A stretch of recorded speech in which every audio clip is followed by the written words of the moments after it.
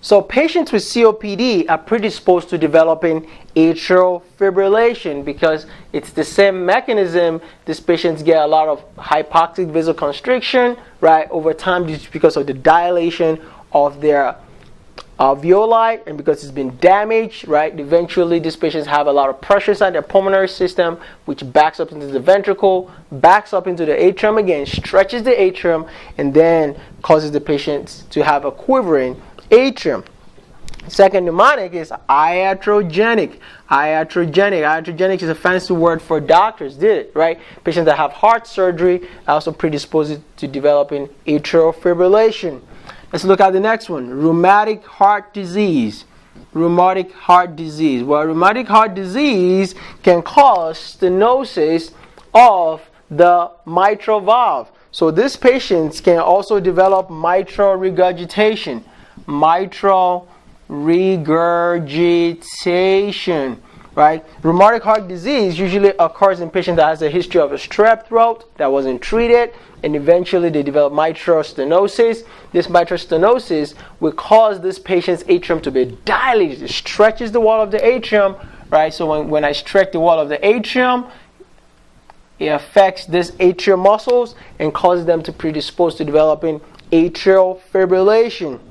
Next mnemonic, atherosclerotics. Atherosclerosis. Usually patients that have a lot of plaques inside their coronary system can develop a heart attack, right? So if I have a big plaque inside my coronary arteries, let's say this is the left anterior descending artery, and I occlude it through the thrombosis, and this patient have a MI, which is myocardial infarction. The problem is when you infarct the muscle of the ventricular muscles, when they get infarcted, eventually cause dilation.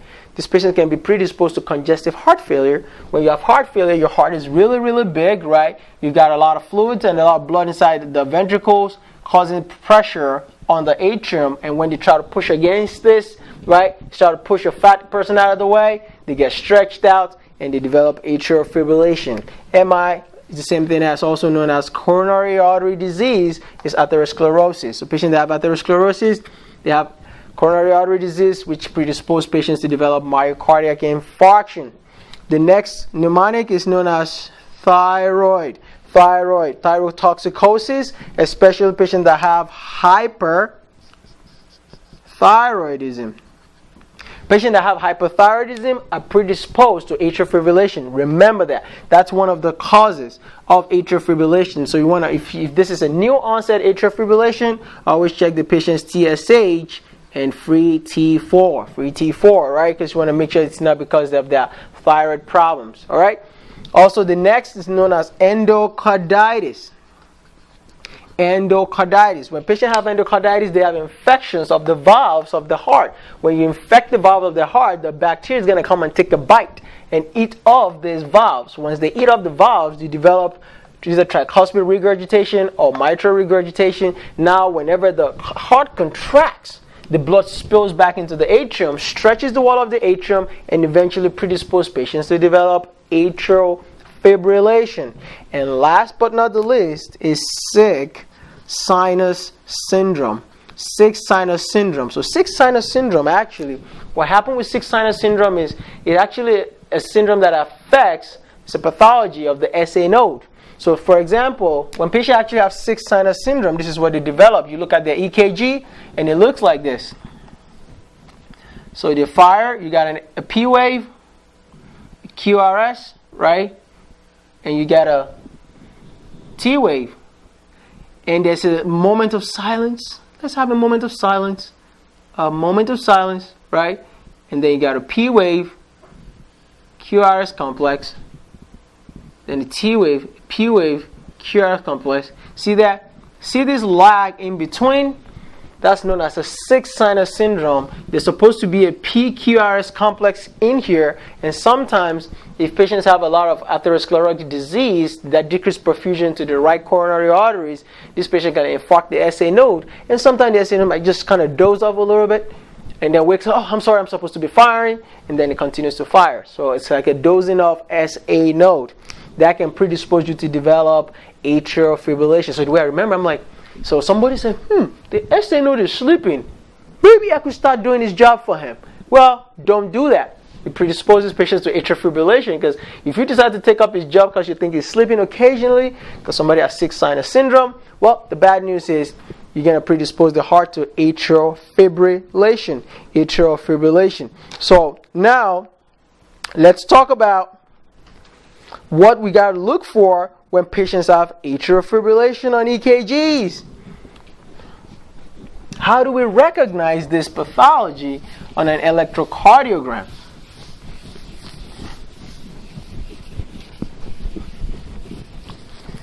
Remember, this is a normal sinus rhythm, right?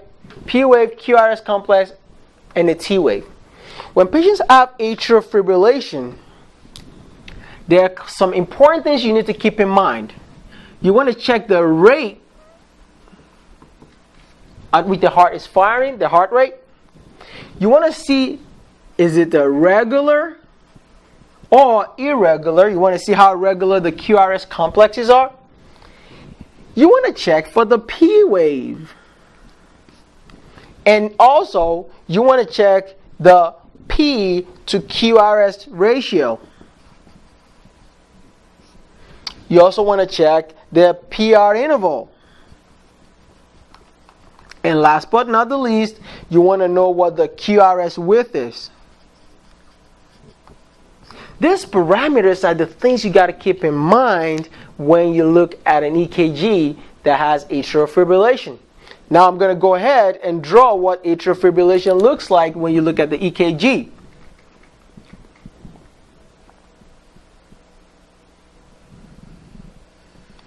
QRS complex, T wave.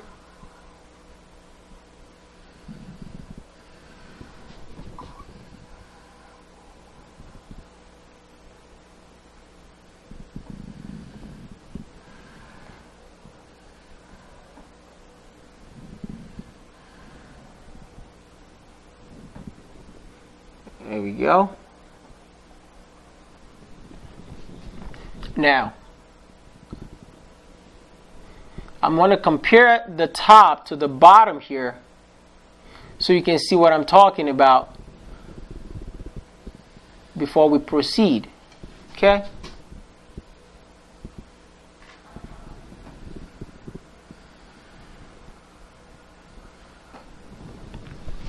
A normal EKG, if you look at the P wave, there's a P wave here, there's a P wave here, a P wave here. There's always a P wave before every QRS. P wave before every QRS. P wave before every QRS. You see that? That is normal. So when I look at also the rate, normal heart rate, a normal heart rate should be between 60 and 100. On the electrocardiogram, the way I count it is I look between the one QRS complex, another R, right? R to R interval. And there's different methods by which you can calculate the heart rate of the patient. But typically I look for which of the QRS complex actually falls on the first line and count the next box, which will be 300. Then the next box will be 150. Next box will be 100. And then the next box will be 75 and 60. So I count 300, 150, 100, and look for where the next QRS falls. If it falls right on 75, in this case, I'm going to say the heart rate is 75 for the patient. Now, when a patient has atrial fibrillation, the heart is quivering. So what happens? We don't get atrial contractions because we're not getting good depolarization. And the P wave stands for what? Atrial depolarization. Since the atrium is not depolarizing, what do we found? Well, there will be no P waves. There will be no P waves. None. So let's look at this rhythm strip that I've drawn out. Let's say this is lead 2. Right? If I look at lead 2, and I'm like, where's the P wave? It's something a little squiggly here. Yeah, that's the squiggly line. Yeah, it's because the atrium is supposed to look like this when it has depolarization. So I don't see any P waves here. I don't see any P waves here. No P waves. No P waves. You might say, oh, what is that squiggly line? No, a P wave should be a nice upward deflection, not a squiggly line, okay? That's his crapicardia. Now, when I look at, since I don't see any P waves, also, the next thing I want to check is, what is the rate? Okay? The rate, in this case, actually is very variable. In atrial fibrillation, patient's heart rate is very, very variable. The reason is because their heart rate could be either normal, they can be tachycardic, they could be 110, they could be 105. Okay, so it's very, very variable compared to normal sinus. So the next thing I want to check if I don't see any P wave is it irregular? You want to check if it's regular or irregular. So the problem is, when you look at the regularity, what do we mean by regularity of an EKG? Well, you want to look at the R to R. So I look at this R wave and measure it from here to here. That's equal. It's equal. What that actually translates means the heart depolarizes, right? Atrium contracts, ventricular depolarization, ventricle contracts, blood is spilled back into the body, the ventricle repolarizes, and then the atrium starts to do it again. Which means this is one heartbeat, this is another heartbeat, this is another heartbeat. So my heart is beating like this.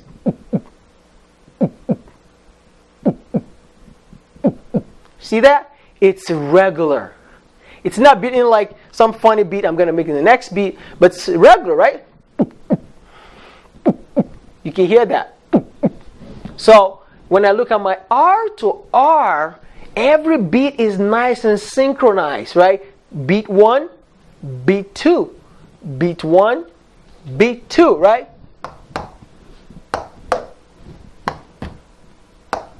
Beautiful. So when I look at my R to R, it has to be regular. But when you look at atrial fibrillation, you have to eyeball it. Let's look at it. The distance from this R wave to this R wave, it's not the same thing as the distance from this R wave to this R wave. Can you see that? This is a little narrower, this is wider. And just look at this next one. It's even shorter. And then the next one coming along. So the R to R is irregular, irregular. That's the word. So when you hear the word irregular, irregular. Alright? So it's not a regular beat. It's all over the place, right? Compared to this nice synchronized heartbeat I'm looking up here. No P waves, irregular, irregular heartbeat. You know that we're talking about atrial fibrillation. Why? Because think about it. The atrium is always trying to depolarize, not depolarizing very well, so the heart is beating funny, the ventricles contract, they're waiting again, and it's kind of very disorganized.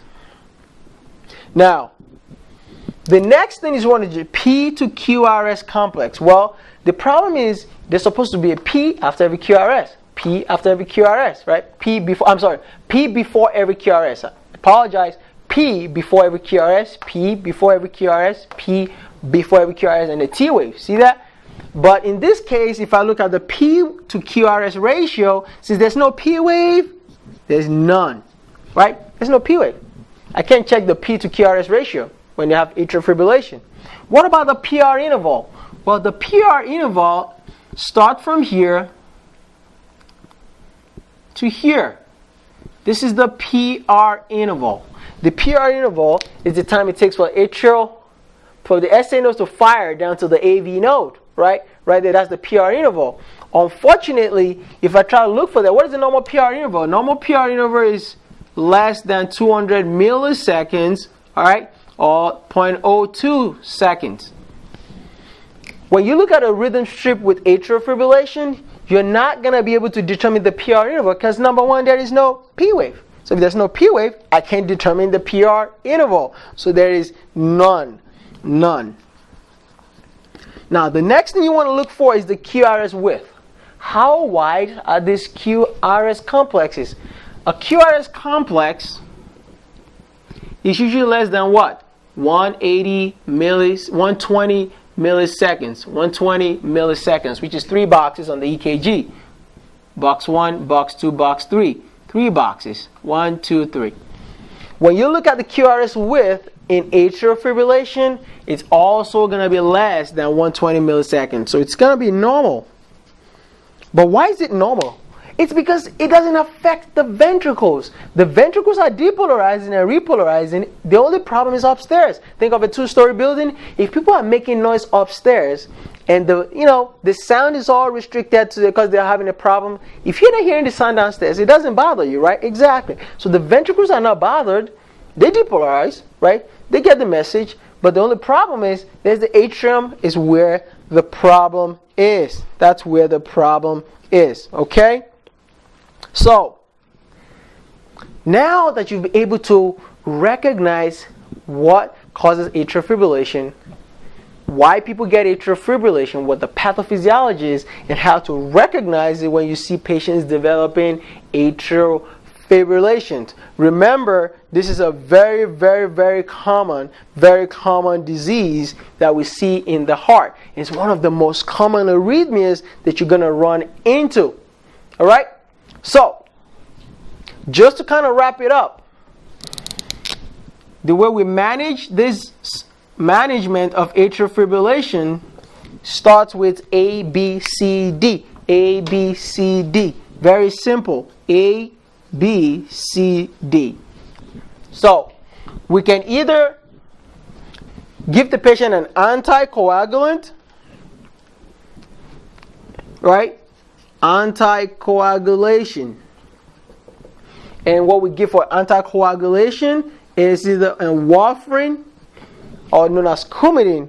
Usually these patients have to be on warfarin when you give them warfarin. Why do we give patients that have atrial fibrillation warfarin? Is because remember at the beginning of the lecture I told you their heart is quivering, so they have a lot of stasis. They tend to form a lot of blood clots inside the atrium. Well, that's not good because this blood clots can get dislodged, go into the left ventricle, and get pumped out into right into the aorta, and this can go right directly into the brain. And these patients are predisposed to developing strokes. So that is a bad complication, right? So if these patients are not given anticoagulants, these patients can develop strokes.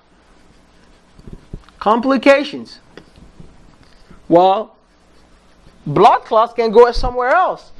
If they can go to the brain, right, go up to the carotids, they can go down into the belly. And these blood clots can go and block your superior mesenteric vessels, and that can cause mesenteric ischemia.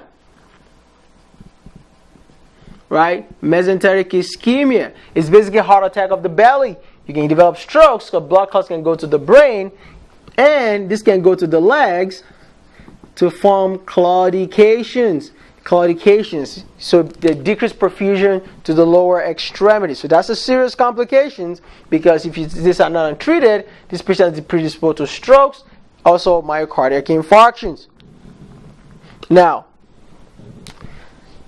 that we have anticoagulated the patient by giving them warfarin, right, to thin out their blood, you want to control their heart rate because this patient's heart rate can be variable. They can become very tachycardic, right? So you want to give them beta blockers like metoprolol. And what this does is decrease the patient's heart rate, slows the heart rate down so the heart is not beating too fast. You can also give them calcium channel blockers, right? Like nifedipine, right? You can give them nifedipine, and this is a calcium channel blocker. It's also going to slow down their heart rate. And the last but not the least, you can give them digoxin, right? Digoxin actually allows their heart to be able to contract more, but digoxin has a parasympathetic effect, which means it activates the vagus nerve, so the vagus nerve can slow down the SA node or the AV node to allow this heart rate to go down in this patient. Okay, that's why you put them on digoxin. Okay, so that's the ABCD of how to treat atrial fibrillation. Remember, if you don't treat these patients, they can get lightheaded, because if they're not getting enough cardiac output to the brain, they can syncopize, right? They can get orthostatic hypotension, like get lightheaded because they don't have enough cardiac output. And you want to slow down their heart rate because they become very unstable, because their heart is beating really, really fast, and they get decreased cerebral perfusion, and sometimes they can syncopize, okay? All right, so that's an underlying arrhythmia that can affect patients' life, okay? And that brings us to the end of the lecture on atrial fibrillation. It's Dr. Adeshina from ftplecture.com. Thank you. Bye-bye. Hey, thank you so much for watching the video. I hope you learned a lot. Are you studying for the USMLE Step 1 or Step 2? Are you studying for the NCLEX, or you're currently in nursing school as a nursing student? Are you a PA student currently in school or studying for your PANCE exam? Or are you a nurse practitioner student or trying to take your NP board exam? Listen, I've got super awesome content for you. If you truly love this video and it simplified your learning process, I want you to check out my website below. I've listed all the list of exams, whether you're studying for any of this board exam, and all I want you to do is click on the link right now below so that you can take you directly to my website. For USMLE, just go to smashusmle.com. For NCLEX, go to crushnclex.com. And if you're studying for the PANCE exam, the nurse practitioner exam, or you're studying for your internal medicine board exam, just click below and it'll take you directly to ftplectures.com. Listen, I can't wait to help you. If you need to get in touch with me, just get to my website, you'll be able to reach me directly, and we can work together one-on-one. Listen, you're super awesome, and my goal here is to help your dream come true. If you want to be a doctor, want to be a nurse practitioner, a registered nurse, or physician assistant, I'm here to help you get to that next level. With your medical knowledge, let's save the world together. I love you guys. You guys are super awesome, and do not forget to click on the link below to be able to get to my website. Also, don't forget to subscribe to my channel. You guys have a great day. Let's go.